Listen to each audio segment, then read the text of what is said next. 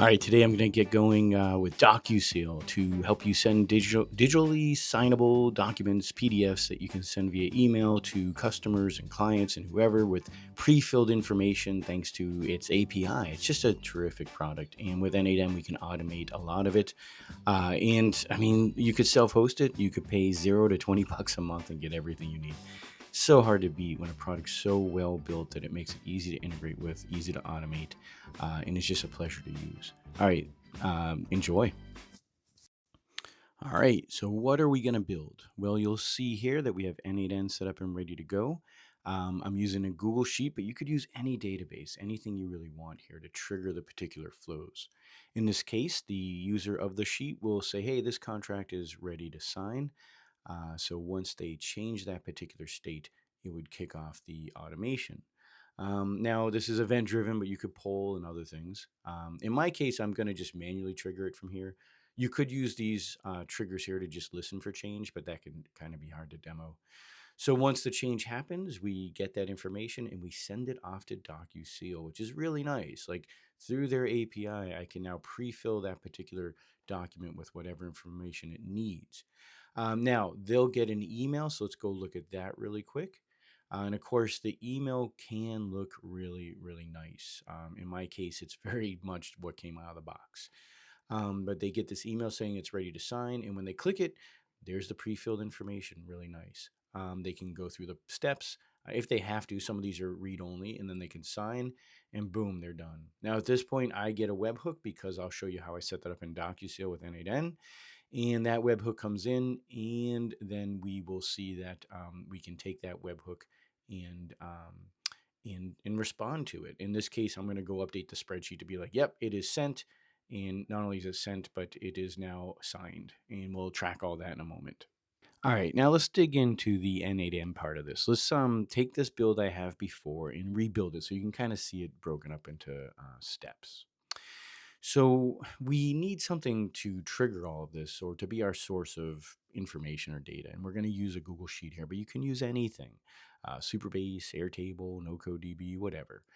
And we're just going to say, hey, as a person using the system, when the project is ready to go and the person's ready to sign, me, the manager in this case, is going to set the status. And once we set the status, it will trigger this to happen. But I'm not going to use a trigger because it can be tricky to demo. And I'm just going to poll for it, which means I'm just going to, trigger manually and go get that data.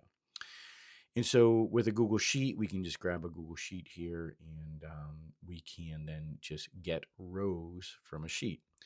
So what I'm going to do is just get some of the rows, and you'll see that in a moment. So again, triggers are just how you trigger a workflow to start in n8n. It could be a schedule, it could be manual, it could be a webhook, which I'll show in a moment.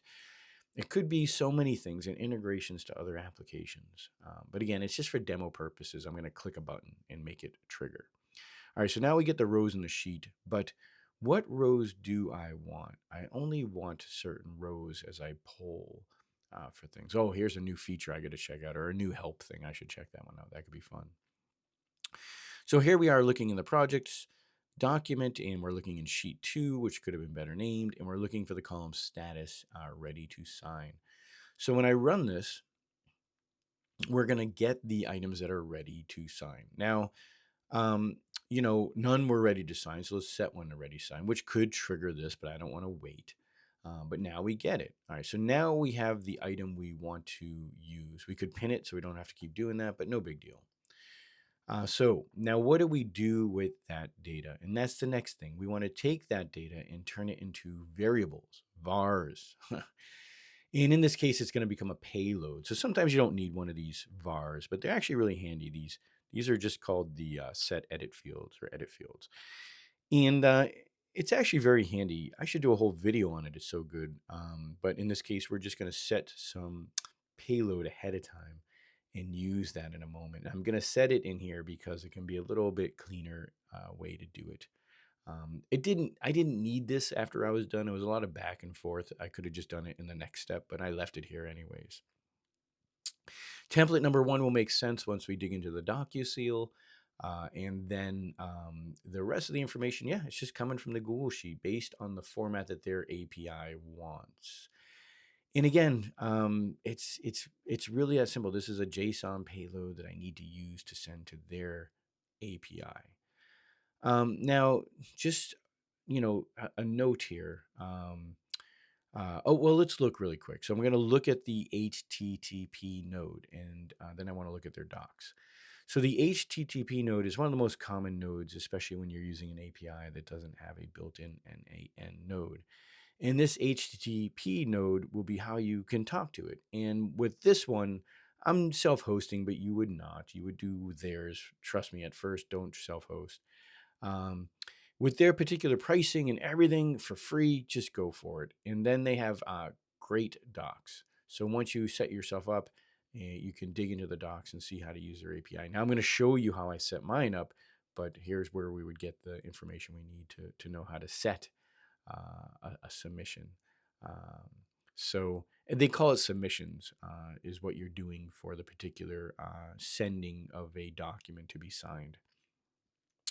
So when we talk to this particular API, we're just going to send it the information. Now, before we look at the payload, remember, set up your authentication headers inside here.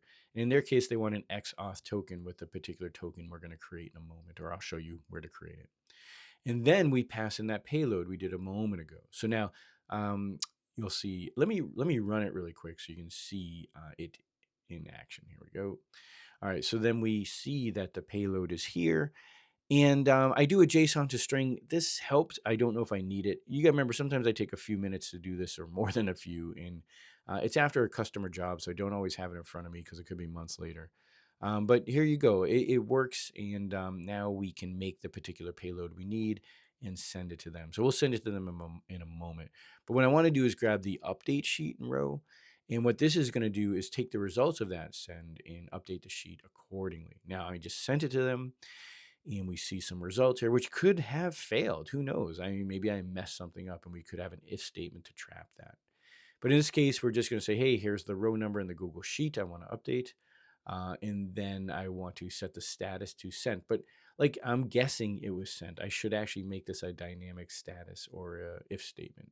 I can set the sent at, and I save the sent ID. We're going to see where that pays off later on when we get into webhooks, which we'll talk about shortly.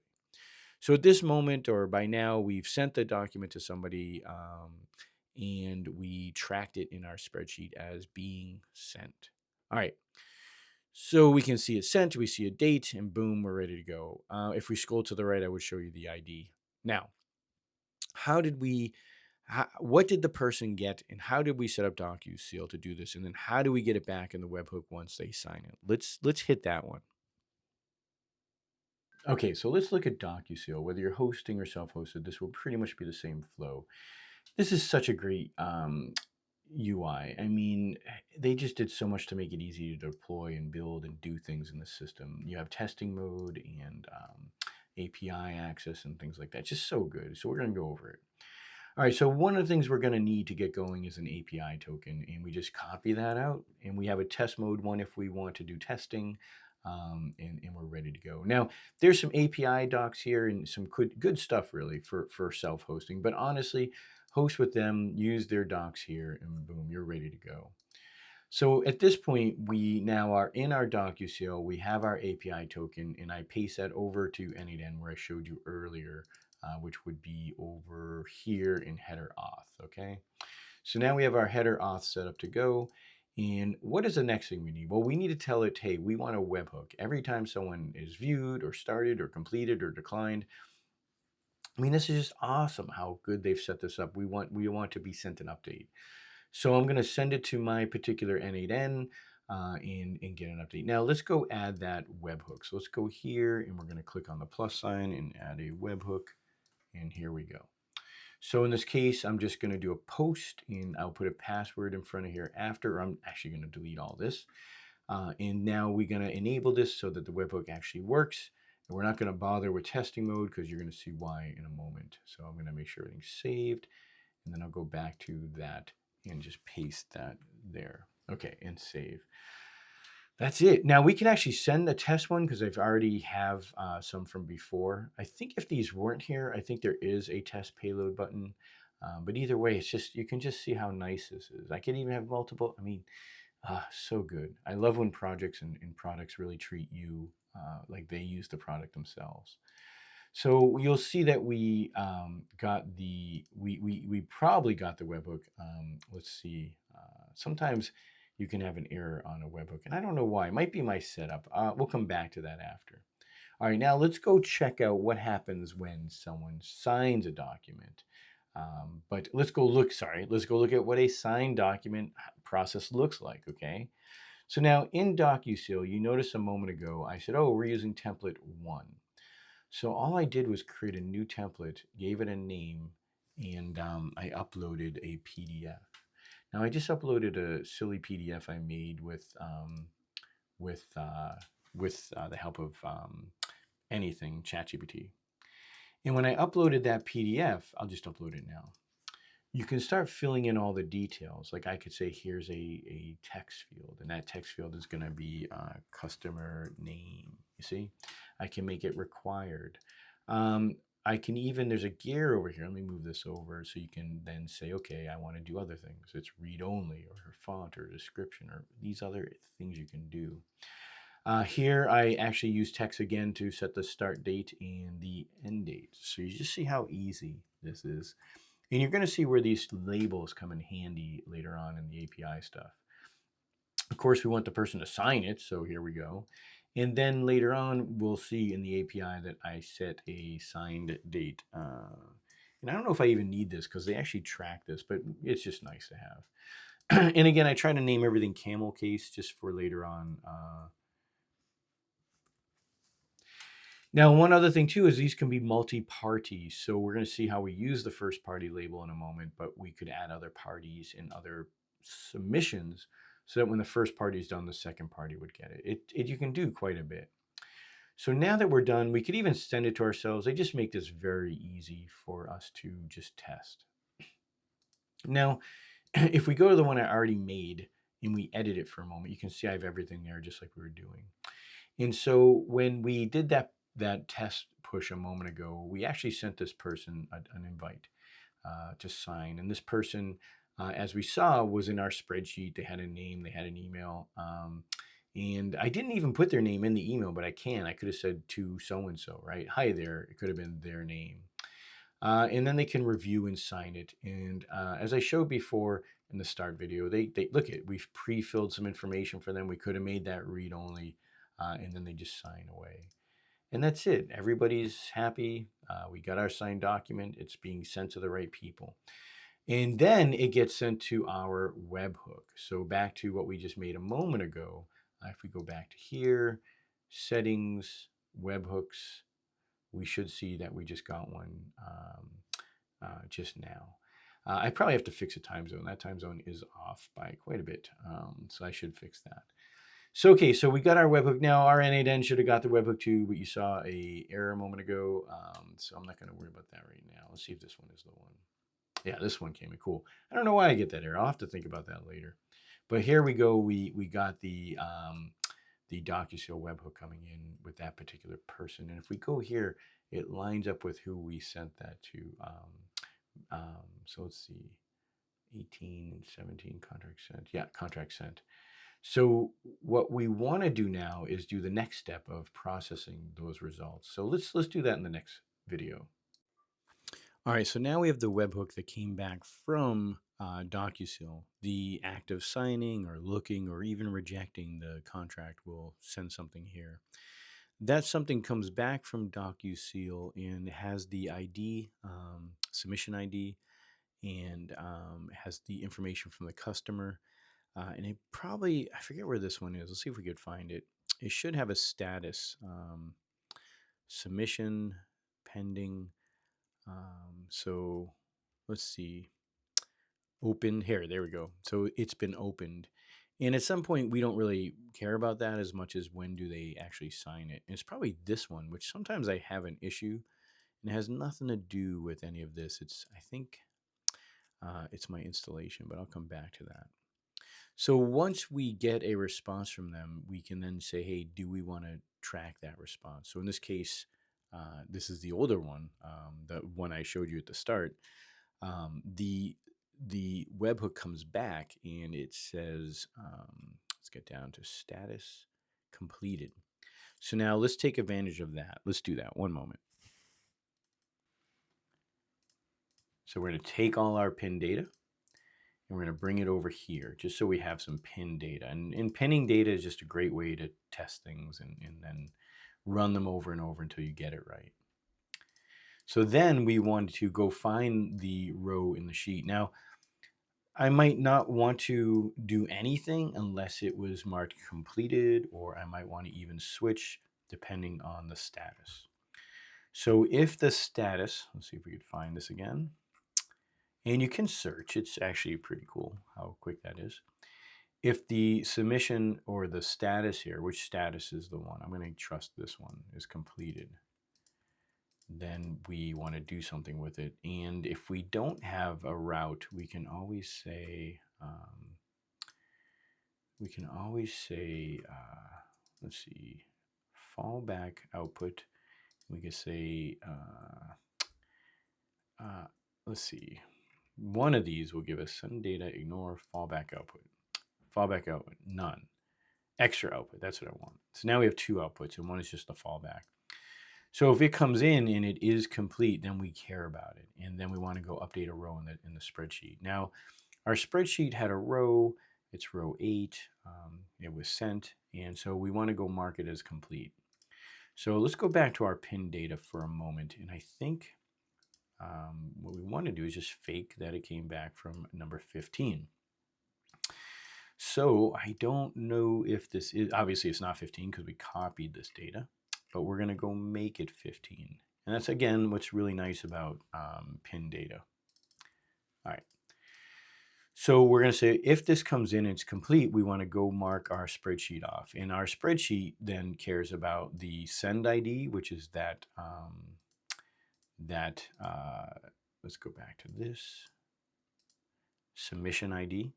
So it's going to say, hey, go update that spreadsheet, get the row that matches the send ID. And once you get that row, we're going to go set some information there. Now, let's go look really quick. Oh, right, here we go. So I did a switch here instead, and I'm not sure why I did it that way, but I like this actually because we deal with completed and we deal with not completed. We just do it differently. So let's do that again over here. Let's get rid of this guy and just do that.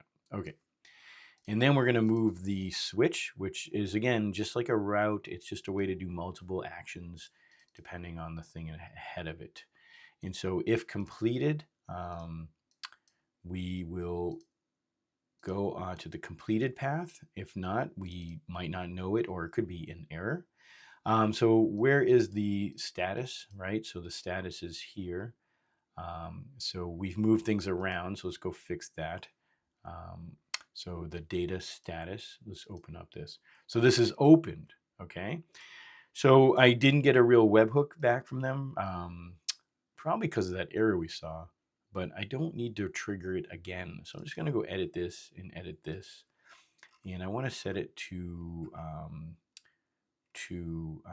closed or completed, sorry. So I'm gonna just go look for opened. Status complete. Oh, there it is. It's actually there. I'm going to run it again. One moment. There we go. Sometimes it's just in the history, so I just ran it again and we had everything. So now we want to go do something with that spreadsheet because it is a successful signature. If it's opened or rejected, I could then update the database that way just to know that the process is moving along.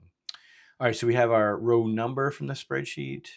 We have our contract signed status that I want to do. And then we have our completed at date, so I can track that. So then if we go and run that and go back to our spreadsheet, we can see that we did that. And again, you can track a lot. It's kind of neat for you where you can say signed at or rejected or whatever. Something went wrong. I forget which one I did there, but contract sent, contract signed, contract rejected. You could do all of these different states.